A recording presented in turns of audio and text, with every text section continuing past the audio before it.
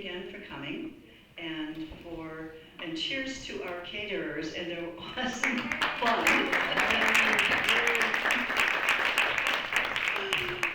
yes. A few announcements.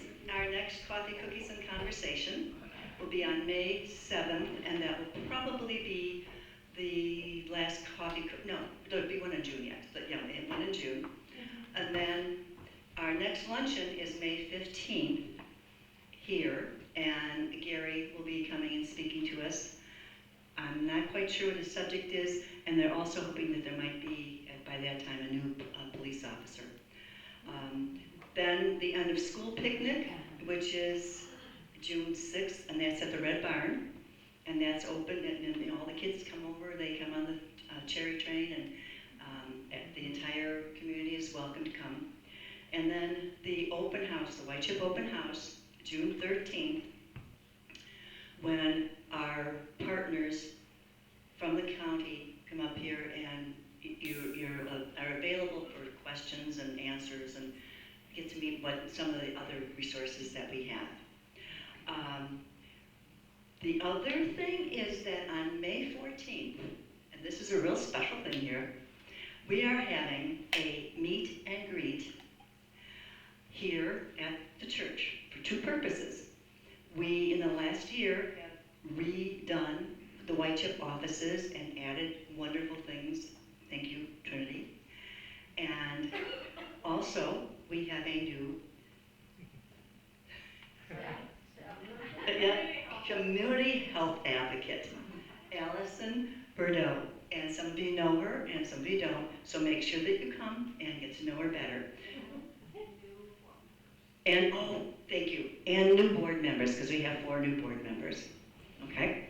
All right, I think I've covered it all. All right. All right. Oh, one other thing. After the presentation, Donna has one more fun thing. We will be doing a real quick little trivial pursuit on Hawaii, and it will be by table, and the person at each table, the one with the highest score, will get a freshly baked, I'm thinking it's still warm, loaf of bread made by Jeannie Cokes. Oh, yeah. Okay, so hang around a little bit if you can. All right, with that having been said, all right, I will now introduce Sophie, Sielen, and Bobby Gilson. Okay, I got it. Here we go. Great. Hi everyone, my name is Sophie Sielen. So I'm here from the Sexual Assault Center, and I have Bobby with me. So I'm the Door County coordinator here for the Sexual Assault Center, and Bobby is one of our advocates as well. Right now she works out of our Green Bay office, and I'm going to talk about kind of where our offices are and what counties we serve and everything, but that's who both of us are. And we are here, we asked to be here for a luncheon this month because April is Sexual Assault Awareness Month, as well as Child Abuse Prevention Month. So that's something that we're going to be highlighting with the presentation, and we really appreciate you all allowing us to come here today and talk with you all. I'm going to start with going over kind of what our program is, the services we provide, some statistics, and then also going into kind of what sexual violence is, what that entails, and how we kind of come in as advocates to provide support, and how that kind of works with not just providing support throughout Door County, but also uniquely to Washington Island. If you have any questions throughout the presentation, I know this material can be heavy material, and I'm going to go over a lot, so if you have questions or need to interrupt me at any point, you need to clarify something, please feel free to raise your hand and let me know. I'd be happy to answer any questions. I also hopefully we'll have time. I know I can talk a little bit too much sometimes, but I'm hoping to have time for questions at the end as well. So if you don't interrupt me, that's okay as well. So to start out, going over what the Sexual Assault Center is, the services we provide.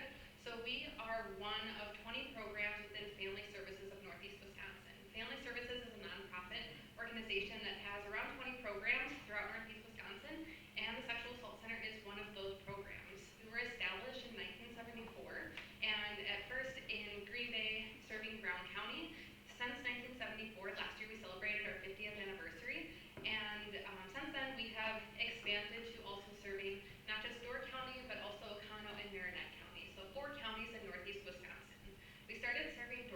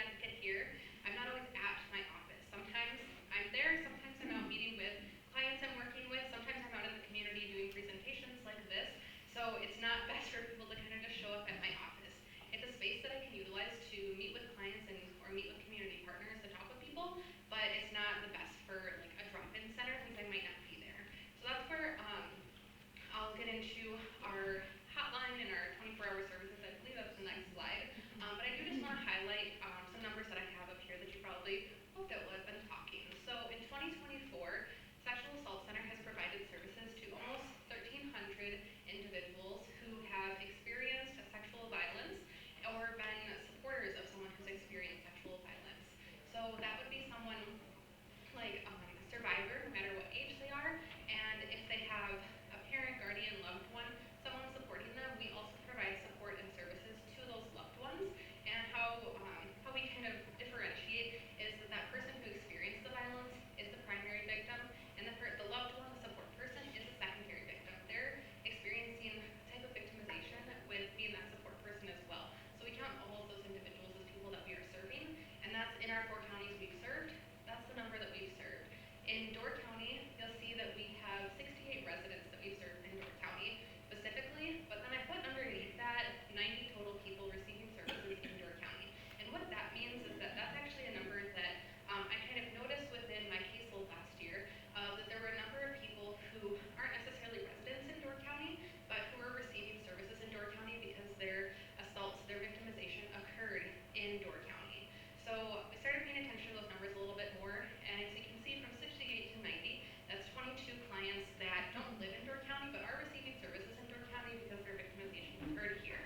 So last year, the number of people that I served in Door County, including residents and non-residents, were the number 90 total clients receiving services in Door County. So those are people that experience sexual violence and people who are supporting their loved ones who receive or who experience sexual violence. So I just went over the numbers, how many people I'm serving. So now I'm going to talk a little bit about highlighting what the services are that we provide and kind of what our services look like. So on this slide here, I go over that we provide services directly to those survivors of sexual violence as well as their loved ones. We provide 24/7 crisis intervention, so that's where our hotline comes in. We provide ongoing services, but that 24/7 crisis intervention, our hotline right here that we have is available for anyone to call at any time. They do not have to be working with us. So if someone is working with us and wants to speak with an advocate right away, but maybe can't get a hold of their ongoing advocate, they can call that number, and between myself, Bobby, our other full-time advocates, and our after-hours part-time staff, we all work together to staff that after-hours hotline. So that's how that hotline is staffed. So if somebody calls that number any time of day, any day of the week, holiday, weekend, whatever that looks like, it can be middle of the day or 2 a.m. on a weekend. It doesn't matter. An advocate will answer the phone and be able to provide support and help someone kind of figure out what their next steps are, or maybe they're just needing to talk to someone in that moment. If someone isn't a client or isn't wanting to receive services, wants to remain anonymous, maybe wants to learn more about our services or wants to learn more about what services there are available because they experience sexual violence, they can call that hotline and they don't have to already be connected with us. We also have our after-hours response is primarily over the phone, talking and providing that emotional support, but we also do our medical advocacy and legal advocacy, responding, providing support when someone is making a police report, when someone may be going to the hospital to receive an exam, maybe to just check their body, make sure their body is okay. That's see an exam, I'll go over in a few slides, or maybe someone is needing some evidence collection. And so those are things that we are able to be there with them, providing at each of those different stages to provide support to them and help them to navigate that process, because that's a lot to be processing and to be going through, so we're there to help support them through that process. So for after hours, that would be the only time we would be responding in person is if law enforcement or if the hospital is calling. If someone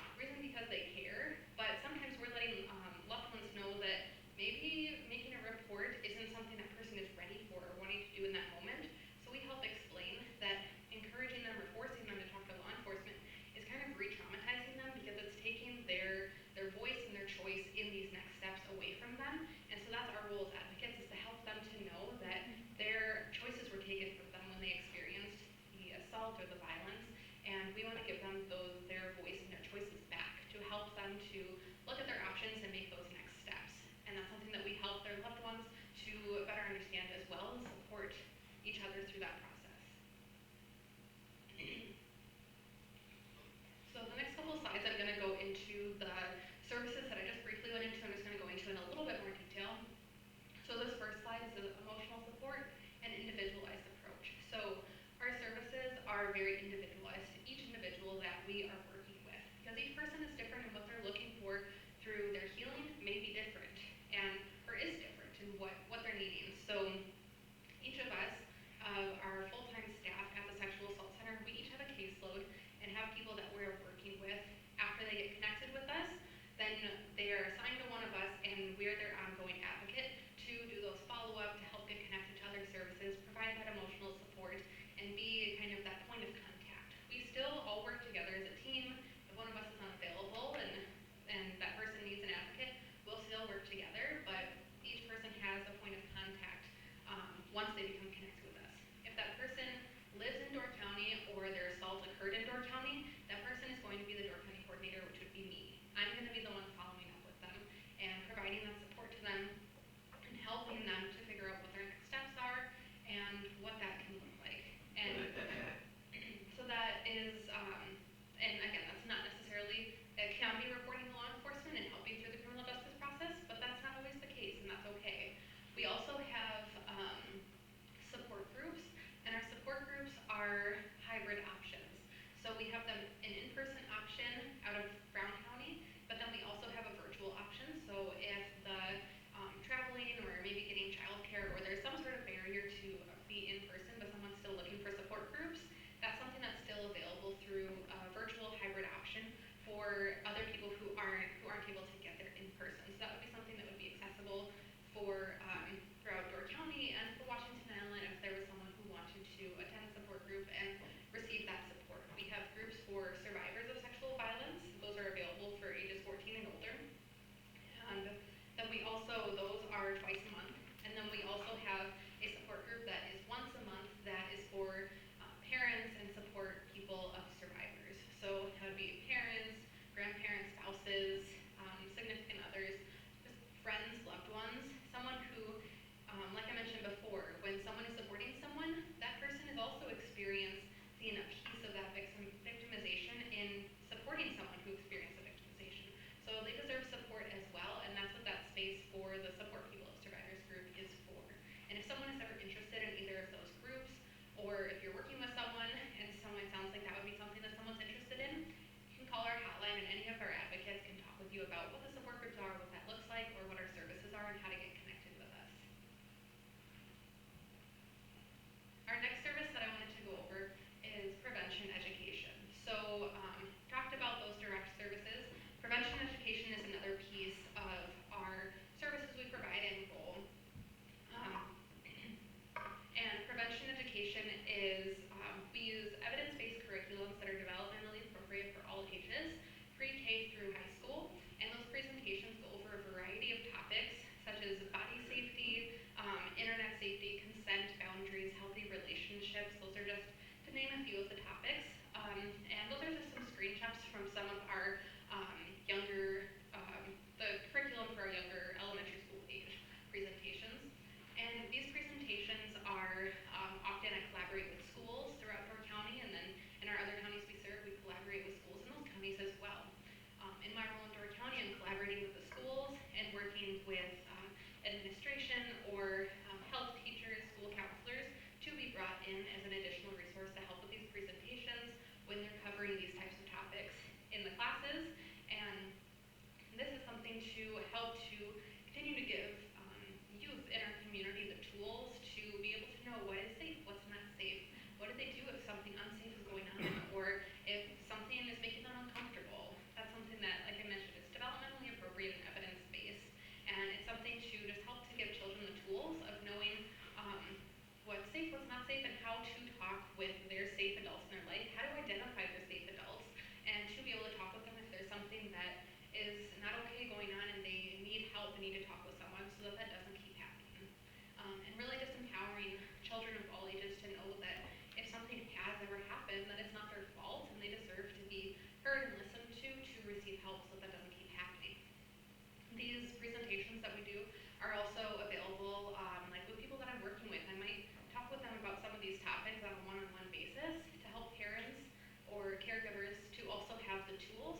continuing these types of conversations at home. Oftentimes parents, even when I'm going into schools, will reach out to me because I send a letter ahead of time to let them know kind of that I'm coming in. The school counselor would send that out, let them know I'm coming in. If someone has questions, they can call me. And I do sometimes get parents or caregivers calling me and what are you actually doing? What's being talked about? And I can talk with them. And people get some clarification on what we're talking about, and that it's really to help and support their child and them as a family as well, and our community as a whole. And these parents can then also have those tools to build on these conversations and talk about these safety issues just like we talk about any other type of safety issue. Because body safety is something that, when I'm talking to adults in settings like these or talking with parents, I often talk about body safety as something that is uncomfortable. We don't like to talk about necessarily these things, but it's really important to talk about, and it's important that we give the youth and children in our lives and in our community the tools to be able to know what's safe and not safe, just like we talk about other safety rules like wearing a seatbelt in the car and wearing a helmet when you're on a bike, all those different types of things. These are just more safety rules as well to give kids tools of being safe.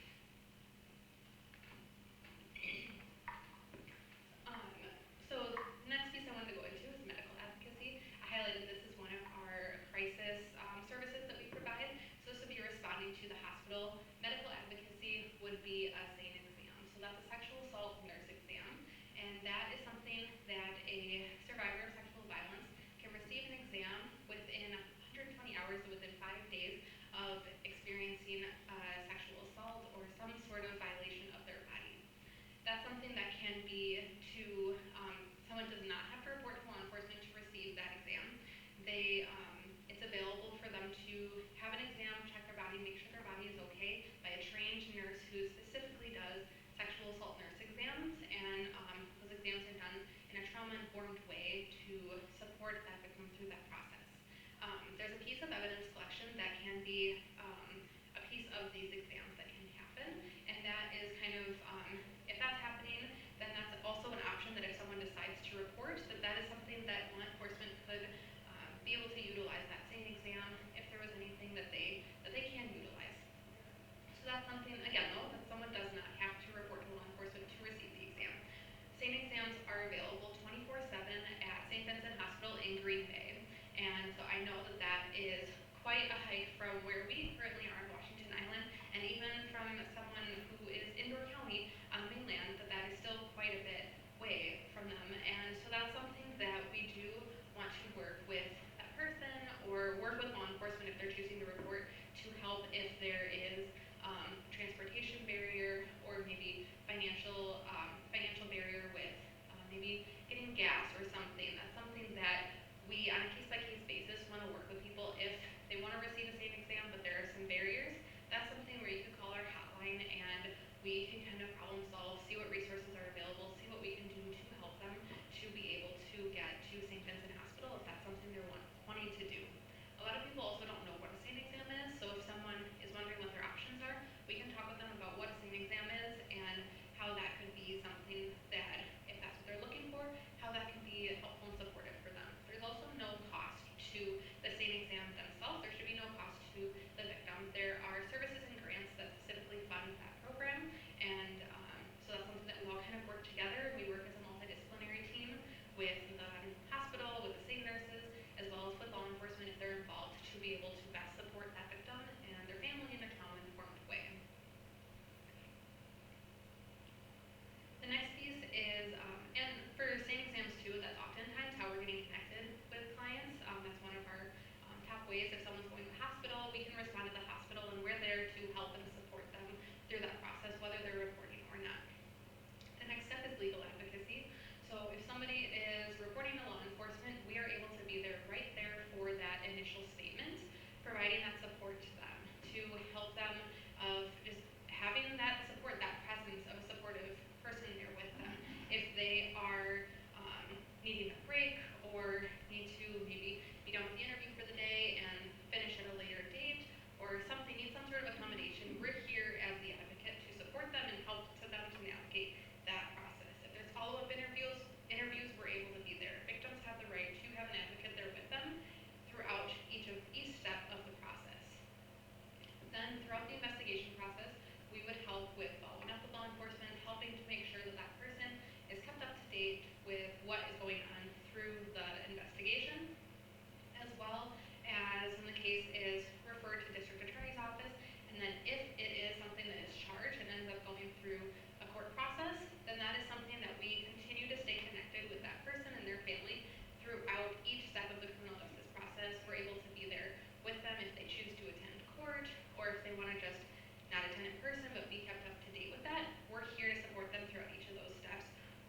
through, no matter how long that process takes, because that process can be a lengthy process. So we're there to be that consistent support at each of those points throughout someone's process if they choose to engage with the criminal justice system.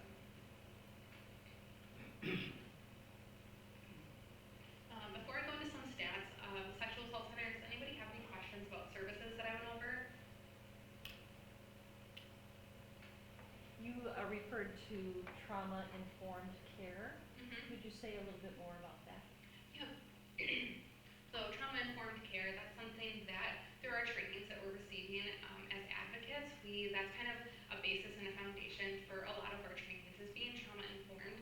And so that's something in our role of being aware of if someone is having a rough time, or this is a trauma they've experienced, whether it's something that happened recently or a long time ago, that trauma shows up in many different ways for each individual person. So our role as being trained with how trauma impacts an individual who's experienced some sort of sexual violence and how that might impact them in each different part of their life, our role is to help to support them in each of those different parts, as well as help the other multidisciplinary partners like law enforcement, through the court process of each of those different people, helping them to understand maybe if the victim, for example, example I gave with law enforcement interview, if someone is having a really rough time, or maybe they've reached their limit of what they're able to disclose in that moment, then maybe that's something where as the advocate we could step in and we could be like, maybe we need to take a break today, maybe we can follow up with this a different day.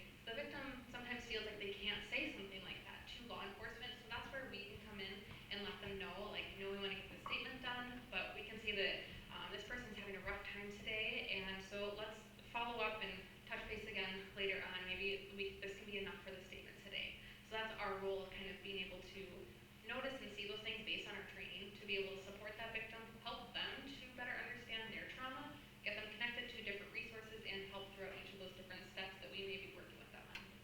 Does that help? Okay. Yep. All right, so just some gym questions. Oh, no? No? I have a question on, are there, over the number of people that you help and encourage to get help, are there certain events or activities where sexual assault happens?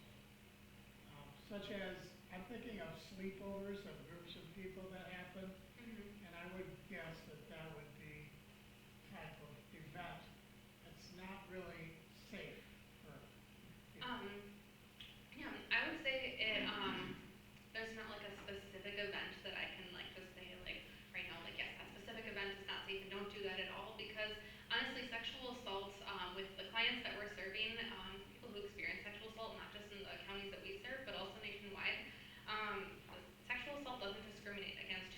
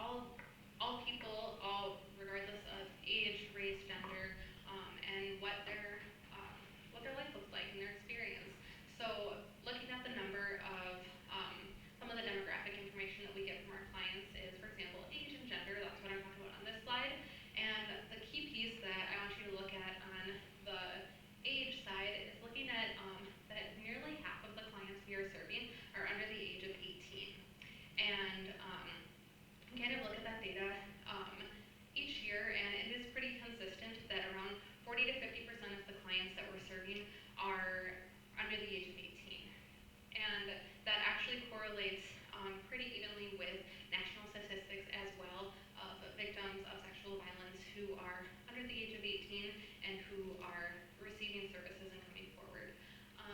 Then additionally looking at the gender, we do serve clients of all gender.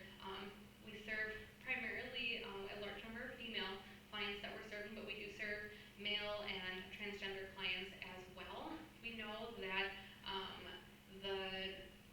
people of all genders experience sexual violence, and sexual violence is most underreported crime. So even though we have people coming forward, we know that there's still lots of people out there who have not disclosed to anyone, and that's for a variety of reasons. This is difficult to talk about, and there's lots of reasons people don't come forward. But we know that our number is increasing, and having people who we are serving, wherever those numbers are at, that's not something meaning that because there's so many people that don't come forward, we know that that number increasing means that there's more people receiving services. Not that, so we know that there are people out there who aren't receiving services who have experienced sexual violence, that we continue through presentations like this, outreach events and different things, continue to share our services and our role within the community so that people know that we are here and a support, a free and confidential support to people to be able to expand our reach and reach more people that we know. We need to continue to work on being able to be accessible for more people. So the age 0 to 17, let's say, how are you getting those contacts? Are you, is it a parent? Is it through a school? I mean, the child certainly not calling you Right. directly, so I'm just Yep. wondering how you're receiving that. Yep, so sometimes someone might have like a teenager, maybe a school counselor, maybe they're talking to the school counselor, and then they call us and we get connected that way. Oftentimes with youth, especially those really younger ages, it's someone, usually it's already been referred to law enforcement, and law enforcement is getting us connected. And then sometimes we do have parents calling us, but oftentimes it usually is law enforcement or their hospital where people are already getting to a place where it's starting the reporting process, and we get brought in as an additional support and resource. Was there any hand raised? Well, it was about whether you get referrals from mandated sources. If you've gotten a referral from a mandated source, and you see ongoing, and they've now disconnected, you still have no staff at family services that are mandated. Right, that's a really great point to hit, correct. So us as advocates are not mandated reporters. The reason that is because we are a free confidential resource for the survivors that we serve.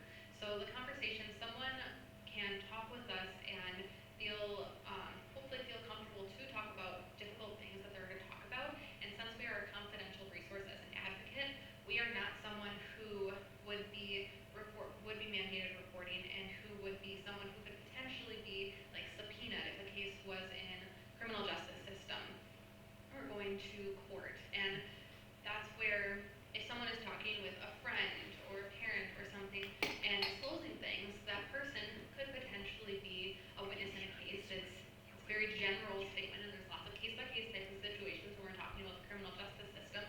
But our role as an advocate in being confidential is so that we are a confidential resource for someone to be able to talk to throughout that process for these difficult conversations that they're feeling. That being said, in the number of juvenile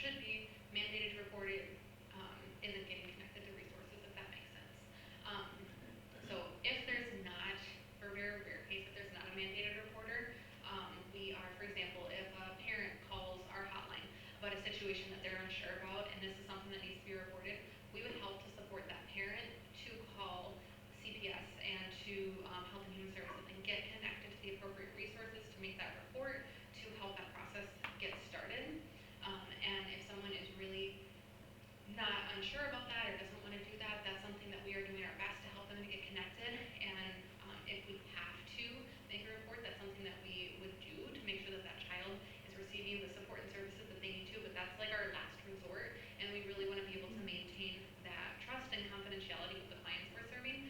So, yeah, if that makes sense. So some of those supports would be like a therapy? Yep. Yep, so that would be a referral that we would make, and we would help someone get connected with therapy. We are, so as advocates, we are not therapists or counselors. We do provide that emotional support, whether that's in person, over the phone, whatever that may look like. But we do like to make that clarification because we do have some people that think that some of us are therapists and then say, call the sexual assault center and they're sexual assault therapists, and that's not what we are. We provide that support. We make that referral. We help. Oftentimes, there's a waiting list for therapy and for counseling. So sometimes we can kind of be that middle person of helping to support them until they get to counseling and even providing that ongoing support when they are connected with a therapist, but we aren't therapists or counselors. Is there another question? Sorry, I thought I saw that. All right. This is another question that we ask, is the relationship to the abuser. The key point in this slide is to notice the top one that's sticking out, 6%. That is the number of, for people that we're working with, the number of times someone has said that the perpetrator, the abuser, is a stranger. And that is a huge misconception, or 6% is the correct data that we have. And that is aligned with national statistics as well, that around 90 to 95% of abusers are someone known, trusted oftentimes to the person who they abused. So, and the person who experienced that victimization. Oftentimes when people talk about sexual assault or sexual violence, though, they're thinking of that stranger hiding in the bushes or the person sneaking up in a van or something. And those situations that we hear about of stranger danger and what to be careful of, and that's just not the reality of what sexual violence looks like and what this looks like, not just in our community, but nationally. So that's where conversations like this are so important, to debunk that myth and make sure that people know that that stranger situation is a rare situation, and it's actually more oftentimes for someone that you knew and thought that you trusted. That's where it also comes in, prevention education, especially with youth, is so important. When we're talking about trusted adults, I don't just say trusted adults and figure out what that means. I'm talking about trusted adults, but what does it mean to be a trusted adult?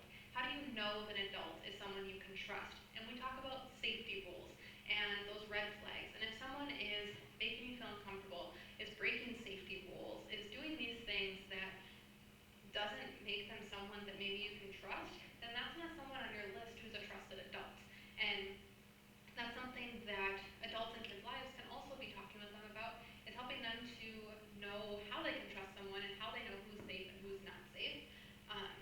Not to make you suspicious of everybody in your life, but to just be aware that if there's someone who's doing something that they have your trust and they are doing something that is not safe or harming you or someone else, that is very manipulative behavior. And so being able to know the resources and know how to get support and giving kids the tools to know who they can talk to, who has shown them that they are trustworthy and can receive support from them.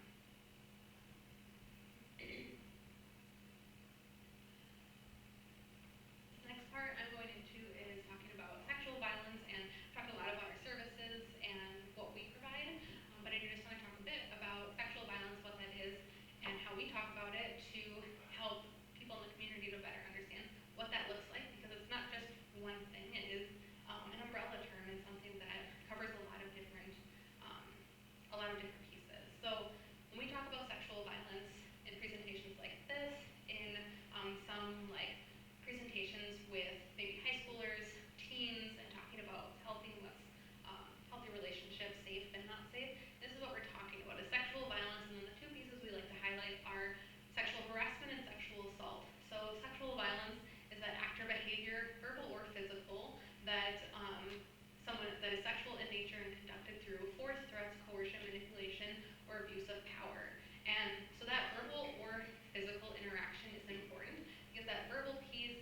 starting a physical, that's where we're talking about sexual harassment. That unwelcome advances, contacts, comments. But then when we go to sexual assault, it's talking about that contact and that behavior, that more of those, specifically those physical interactions where consent was not, where the victim was not able to consent or did not provide consent. So this is important because sometimes when people hear sexual assault, sexual violence, there's one thing that they're thinking of, but there's lots of different types of situations and different ways that this is involved within our society and our culture that we can work together to combat, and it's important, and that's a big piece of Sexual Assault Awareness Month, is talking about these issues and how we as a community can combat these behaviors. I mentioned before that sexual violence is an umbrella term. This is just a visual showing that there are a number of different types of sexual violence underneath that umbrella term, and sexual contact or behavior occurs without that explicit consent of the victim, and that consent is something that I will talk about as well throughout this presentation. Continuum of sexual harm. This is a graphic that I use when I do presentations, not just in the community, but also with when I do like school presentations with high school and some teenage groups.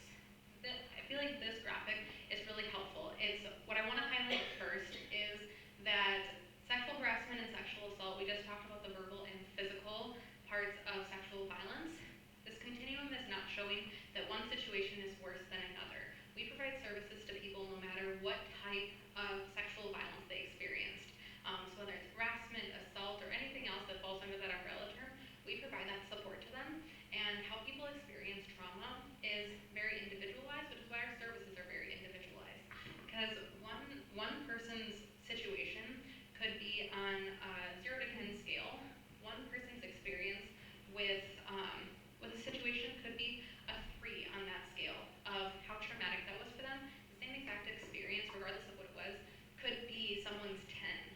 So that's why, regardless of if the situation I'm talking about is an assault or harassment, physical, verbal, whatever that situation is, it impacts each individual differently. So I don't want, when I'm going over this graphic, to be comparing or saying that one situation is worse than another, because how that person experienced that trauma is what truly matters, and what our role in our services, how we are providing and supporting that person and helping them to get connected to their additional resources. What I want to highlight next is when you see the start of the continuum of sexual harm and looking at the first point here, those jokes, sexual comments, vulgar pictures.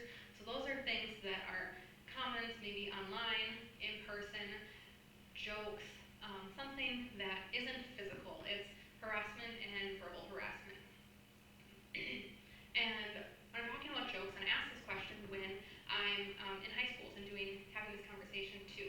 So I want everybody to think about either a time in your present life or any time throughout your life, whether when you were in school or at any point working, not working, or whatever that might be. Think about a time when you're interacting with your peers or even overhearing just other people. Was there ever a time at any point throughout your life that either you made a comment, a friend made a comment, you heard someone in a group with you or near you, you overheard someone making a joke or saying something about somebody's body, somebody's gender, somebody's clothes, somebody's relationship, something about them, any of those things? Has that ever been something that anybody has overheard at any point throughout your life? Can you raise your hand if that's something that anybody has experienced? Okay, so pretty much everybody raised their hand, and usually when I'm in high schools too, oftentimes they're a little hesitant, but I'm like, I know you guys, don't lie to me, and they raise their hands. So everybody, no matter what age, teenagers, adults, any point in your life, this is something we can all relate to that we have heard.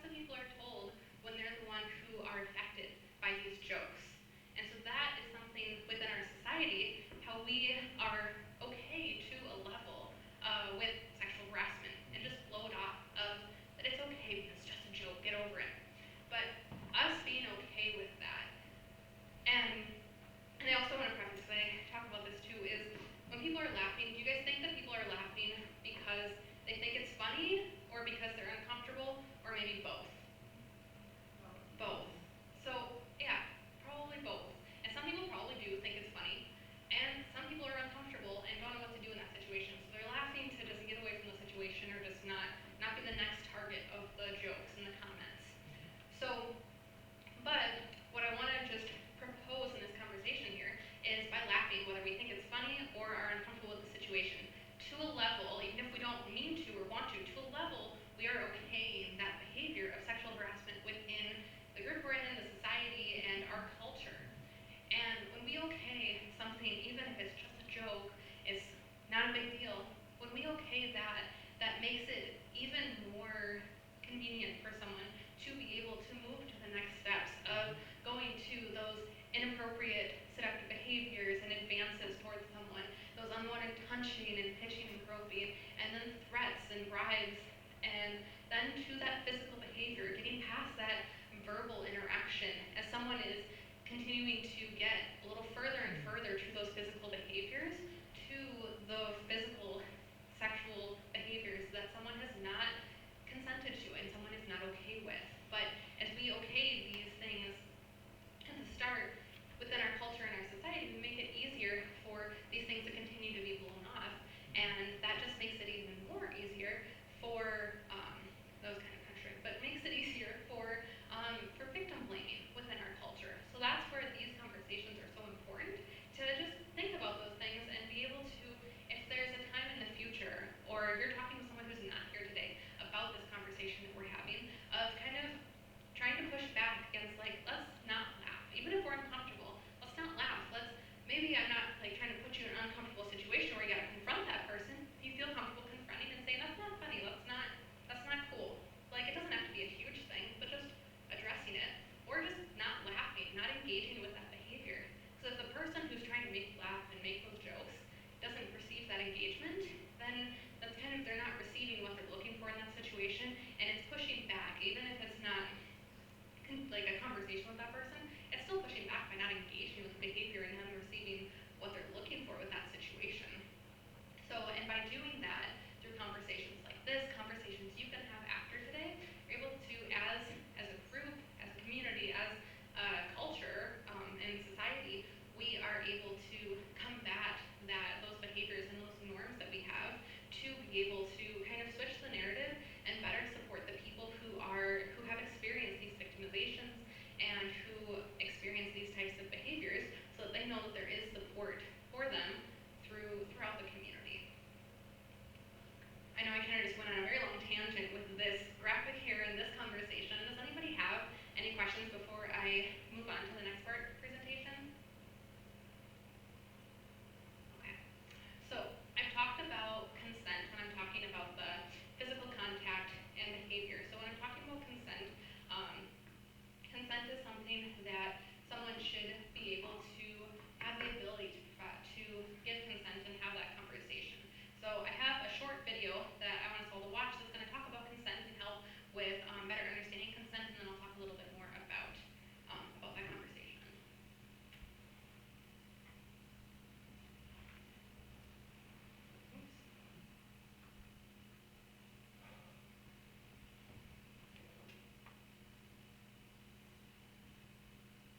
If you're still struggling with consent, just imagine instead of initiating sex, you're making them a cup of tea. You say, hey, would you like a cup of tea? And they go, oh my God, I would love a cup of tea, thank you. Then you know they want a cup of tea. If you say, hey, would you like a cup of tea? And they're like, I'm not really sure. Then you can make them a cup of tea, or not, but be aware that they might not drink it. And if they don't drink it, then, and this is the important bit,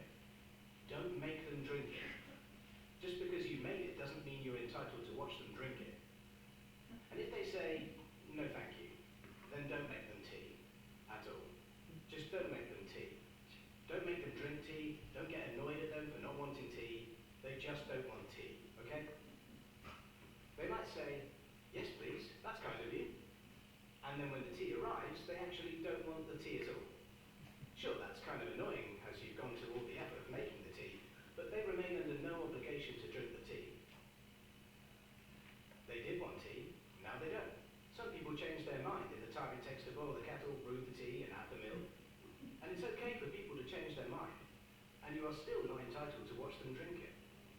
And if they're unconscious, don't make them tea. Unconscious people don't want tea, and they can't answer the question, do you want tea? Because they're unconscious.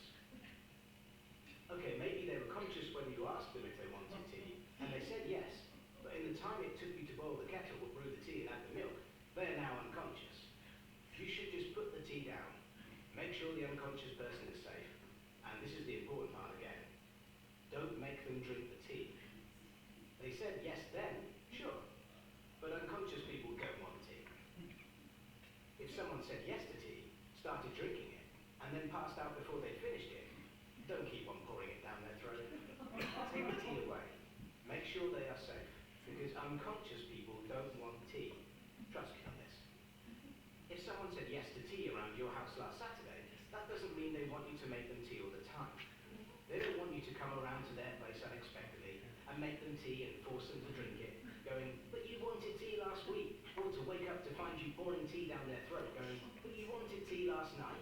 If you can understand how completely ludicrous it is to force people to have tea when they don't want tea, and you are able to understand when people don't want tea, then how hard is it to understand when it comes to sex? Whether it's tea or sex, consent is everything. And on that note, I'm going to make myself a cup of tea. That's brilliant. Great. Yeah, that's amazing. How many of you have seen that video before? Anyone see it before? Yeah. Yeah. So, little, like, oh, I'm sorry, I forgot to hit the mic back. So just, yeah, it's a very effective and just brief way to go over the topic and conversation of consent. So did anybody, like, anyone have any thoughts on that? I heard some people said that was a good video and liked it. Any other thoughts anyone had? Do you want to share? If not, that's okay. It's actually applicable to many topics that are very hard to get across. Yes. Or start the conversation. Yep. Yeah. It's a great just starter for that conversation, yeah. Also, people learn through humor. Mhm. If you can touch people's emotions and their sense of humor, that's memorable. Yes. Yeah. And how many, so talking about consent and talking about prevention education and these topics, how many of you remember having a conversation about consent when you were in school or at a point in your life when you started having relationships or were kind of trying to figure out what relationships were and everything? Anybody remember having an actual conversation about what consent is? Yes. Yeah. The one person? Yeah, It's so- brought up that way. Mhm. No is no. Always has been, always will be. Yep. Yeah, so, I was a teacher, so I was in your position, but when I was a teenager, nobody talked about it. No, Yeah. we're too old. yeah, and a lot of people I present to in like groups like this, a lot of people didn't have conversations like this or have someone talk with them about consent, whether it was at school or even a parent or guardian in their life. A lot of people don't talk about it because it's just like, it's just not talk, yeah, it's taboo, we're not gonna talk about this, we're just, yeah, no is no, that's the end of it, we're not going to have any more conversations. We know, yes, no is no, but it's also, there's a lot more to consent than that, but these conversations are taboo and people don't wanna talk about them, because it makes, Come a long way, though. yes, it has, and it has grown a lot.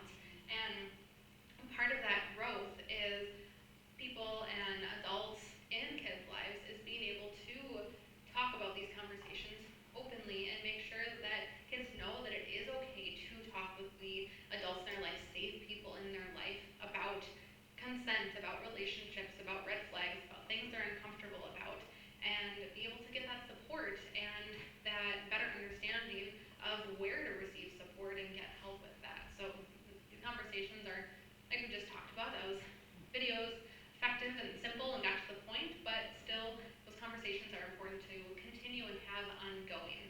And that's another piece of these conversations with not just community level, but also in prevention and with youth, is that oftentimes we look at these specific conversations about relationships and consent as one-time conversation. But they're, like I mentioned before, they're health or they're safety conversations. And safety conversations are like when a kid needs to wear their seatbelt, do we tell them just one time, wear your seatbelt, and now you know forever, and we're never going to talk about it again? Like, that's not how we talk about other safety rules. So the same thing should be for body safety. We should talk about it ongoing so that youth, and not just youth, but also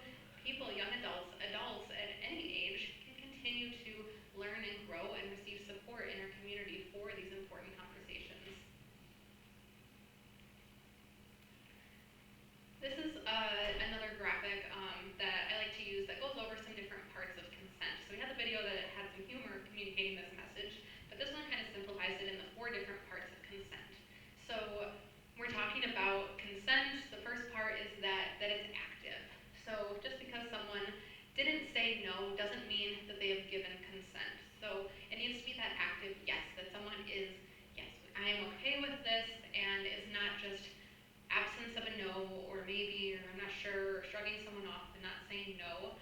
So that's something that talking about and remembering that it's that active yes throughout the process. That there's that equal balance of power. So if someone is underage, drunk, asleep, in another vulnerable position, they're unable to consent.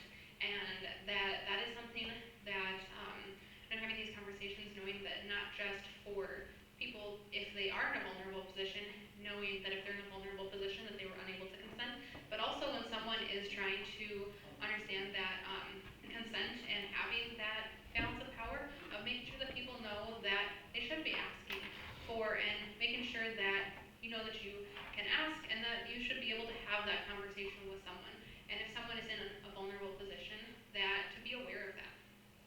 That it's a choice to make sure that both partners feel free to say yes or no without the pressure that they are, or that they're unwilling or aren't willing to take no for an answer. So it's a choice. We talked before of when we get connected, we are making sure that we are giving the people we're working with choices so that they can make the choices, because when they were assaulted or experienced their victimization, their choices were taken from them. So when we're talking about consent, reminding everyone that it is a choice throughout the process, and each person needs to be able to feel like they do have an option to make a choice. If that option for that choice is not there, then that's something where consent doesn't sound like it's present. It's a process. Consent requires ongoing conversations with lots of trust. Just because someone says yes to making out doesn't mean that they want to do something else. You can change your mind at any time. So that process is what I was just talking about. It's not a one and done conversation.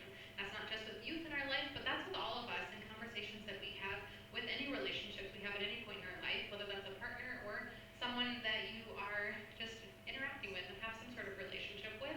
Having that ongoing process of what consent means, what being on the same page means, and having that ongoing conversation so that people can continue to learn what consent means, not just for their own situations, but also for us better understanding people who we interact with. And if we are interacting with someone who's experienced sexual violence, and someone is like, well, you said yes to that thing, like, it's that victim blaming of, well, they must have thought you said yes to something else. If that person said yes to this example, making out, they weren't okay with going further than that, that doesn't mean that it was their fault that somebody took advantage of them in that situation. They're in a vulnerable situation, didn't feel like they could say no. So that's a situation where, as people in someone's life who may have experienced sexual violence, whether that's something that you as an individual, if that's something you experience, or someone that you care about, or someone's talking with you, being aware of these components of consent so that we can be better supportive community of those who in our community have experienced things like this. Because a lot of these pieces of, if someone didn't say no, well then it must be their fault. But knowing and being aware that that's a piece of consent and that there's lots of different parts of that. So helping to support someone that just because someone didn't say no doesn't mean that they were asking for what happened to them, that they deserve that support and that compassion for when they do feel ready and able to come forward and disclose what they experienced.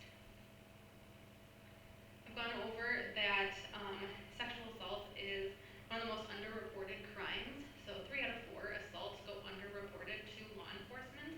And this graphic here is actually some statistics from RAIN, which is an organization that a national like sexual abuse organization who does research and statistics and services nationwide. And so that's just showing from the like 310 reported sexual assaults out of 1,000 that are reported to police. Only 25 of those perpetrators will ever be incarcerated. So out of 1,000 perpetrators, only 25 will ever be incarcerated. And that's just showing some of the breakdown of these. So there's a lot of different factors that come into those statistics and these pieces, but that's just kind of highlighting that how underreported this crime is, and why it makes it just even more important to continue conversations like this throughout the month of April for Sexual Assault Awareness Month, but also year-round of spreading awareness of sexual violence and support for survivors in our community. Lots of people, I went over this briefly already, but lots of people blame themselves, are fearful that they won't be believed or that someone is going to blame them. They want to just pretend it didn't happen and forget about it to be able to cope with that trauma they experienced.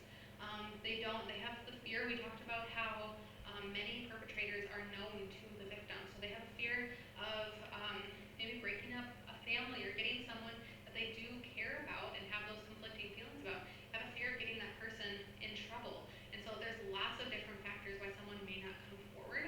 And that's why, again, it's so important as a community to be supportive of the survivors we have in the community so that they know that there is support and they choose to come forward so that they can know that there's people out there to let them know and to support them that it's not their fault. They have support. There's resources available for them.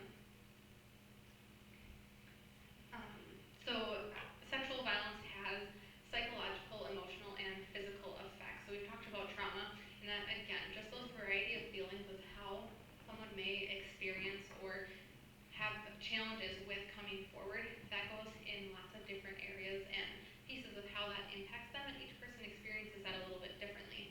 And so again, that's where our service and other services like ours are, the individualized services are so important to meet each person where they are at throughout their healing process to receive their support.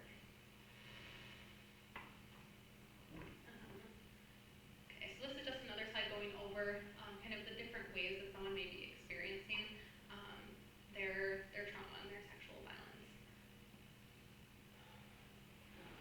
I'm going to skip because I'm a little over time.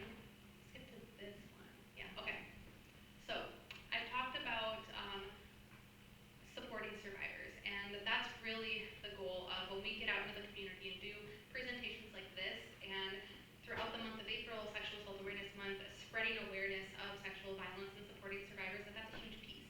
And so this slide right here, that's the reminder of starting by believing. And another misconception, we went over the misconception of strangers being perpetrators. Another misconception is that false reporting is a lot higher than it actually is. And that's just not true. So less than around 4% of reports actually turn out to be false. And so false reporting is very uncommon. And how I like to talk about it as well is that even if someone comes forward, if their case, we saw that lots of cases aren't able to be, don't get prosecuted, or the perpetrator doesn't end up incarcerated. And that's not to the fault of the victim, that's the variety of factors of pieces that go into those factors of the criminal justice process.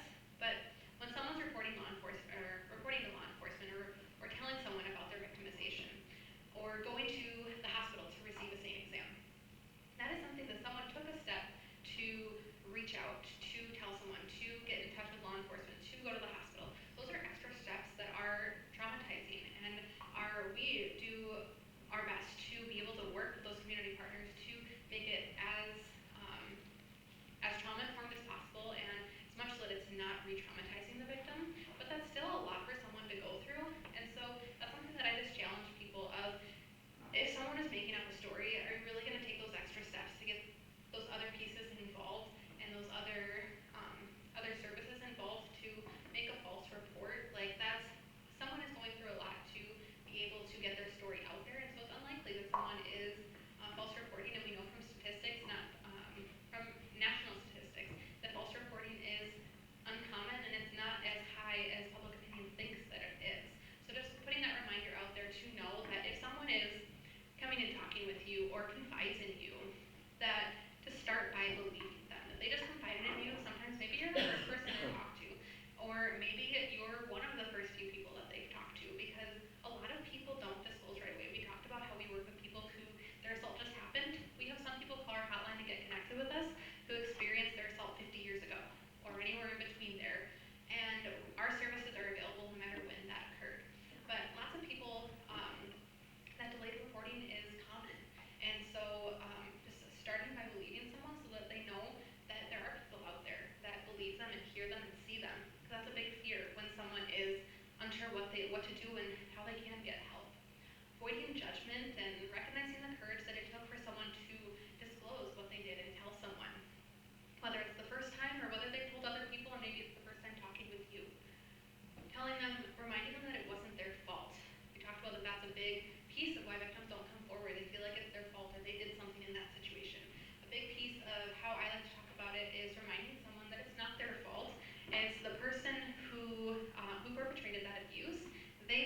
choice to do what they did to that person. The victim in this situation, the survivor of the sexual violence, did not choose for the abuse to happen. That was the perpetrator who made that choice. Allow them to make the decisions for their next steps. So we talked about reporting to law enforcement and that being something that someone can choose to do that. And we want to make sure they have that ability to make that choice. And knowing your resources and us, but other services throughout the community, getting connected and making sure that people in the community have their services and support. How I talk about it too is a lot of times when people are working with us, they're not advertising to the world that they're working with us. That's something that's confidential. It's very difficult for someone to talk about at times. So they're not telling everyone that they're working with us, which is okay. That's why it's our job to come and do presentations like this, different events, and spread the word of our services and other services throughout the community of support like this.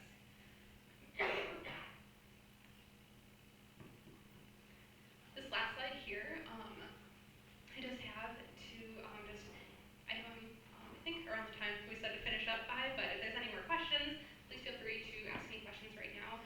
We're going to stick around as well too. If there's more questions later, I know you have the other trivia going on. And if anyone, before you head out today, if you have a chance to just scan this QR code with your phone if you're able to, and just do feedback survey, it just has a couple of questions on there. We'd really appreciate it. That just helps us to continue to improve our services and the presentations that we do to challenge the community like this. Could you just do a brief overview of what you, because they were here when we put back to school. Just what you talked with them about so that we kind of have, know what our kids are thinking too. Yeah, definitely. So in the fall, I was up here presenting to the school, and this was our first year that we were able to get to the Washington Island School, which was awesome to make that connection. And oftentimes what we are coming in and talking about is something that the school counselor, something they're talking about with guidance or health or something. It's topics that they may be talking about already, and we're an additional resource to come in and continue that conversation and support, and an outside resource to also help parents and youth be aware of our service and support in the community. In those presentations, I talked when I went over the prevention slide that our presentations are developmentally appropriate and evidence-based curriculums that we utilize. Talking about specifically what's covered is difficult because obviously what I'm talking with kindergarten about is very different from what I'm talking with high school about. And the presentations are kind of different depending on the grade. When I was at Washington Island, though, we kind of combined grades, so we did kindergarten through second grade, third through fifth, 6th through 8th, and then 9th through 12 were the groups that we did. And so for the younger grades, I would say third and below, the presentations are usually about a half hour long, and how it looks is about 10 minutes of me presenting, and I'm going over body safety. So I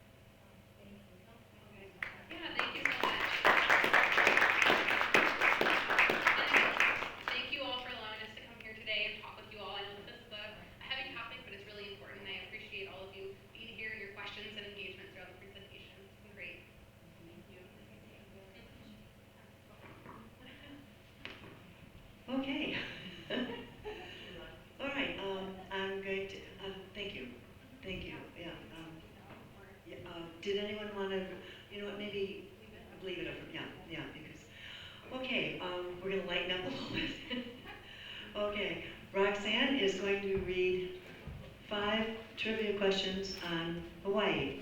On the table, you'll find pads of paper, pens. Please write your name on the top of the piece of paper and number 1 to 5, and then obviously next to each number answer the question, and then we'll figure out how we're going to give out the prizes. Aloha. So this is little tidbits on Hawaii. The first one is, there is a road in Hawaii, and it goes up a cliff, and it's a one-way road, and on one side of the car I could touch the cliff, and the other side I thought I was going to fall over the cliff. Only room for one car, one way. I was scared to death the car was going to come from the other way. We had our 3 kids in the car, and I was so glad to get off that road. Do you know what the name of it is? That's number 1. Do you know what the name of it is? Treat out.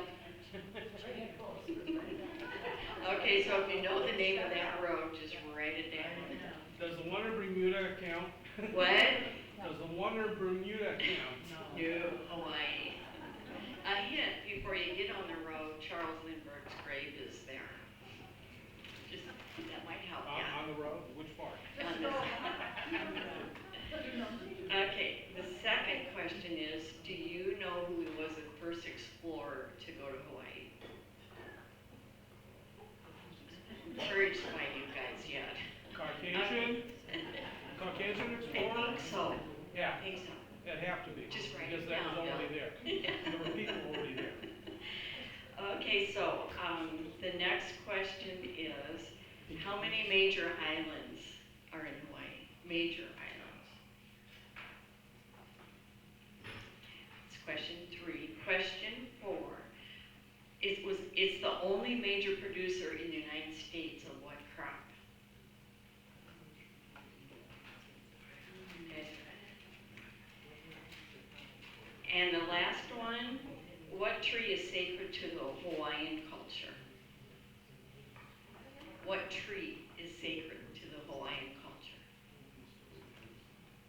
A tree. Okay, so you ready for the answers? I didn't see too many people writing. And we got the easy ones, Bunny. And we threw the hard ones away. Okay, the road that is like treacherous is the road to Hana. The captain was Captain James Cook. There are 8 major islands, and the crop is coffee, and the tree is the coconut.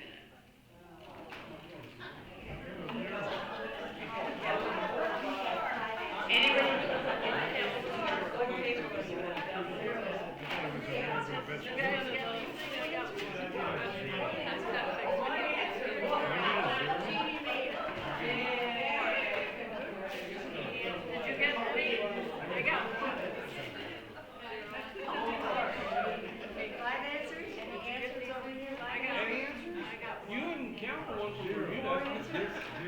3 answers.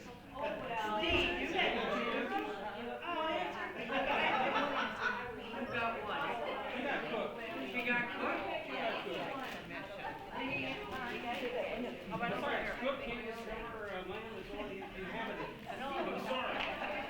Well, you can't do that. Question is yours. Gee. I'm glad you got your bid. That's a pretty Like we good discovered date. North America. Nobody Then, Roxy, pick a number between 1 and 10. Now, whose birthday is closest to today? When's your birthday? Oh, mine's the 9th. I didn't know that. July. Here. Your what?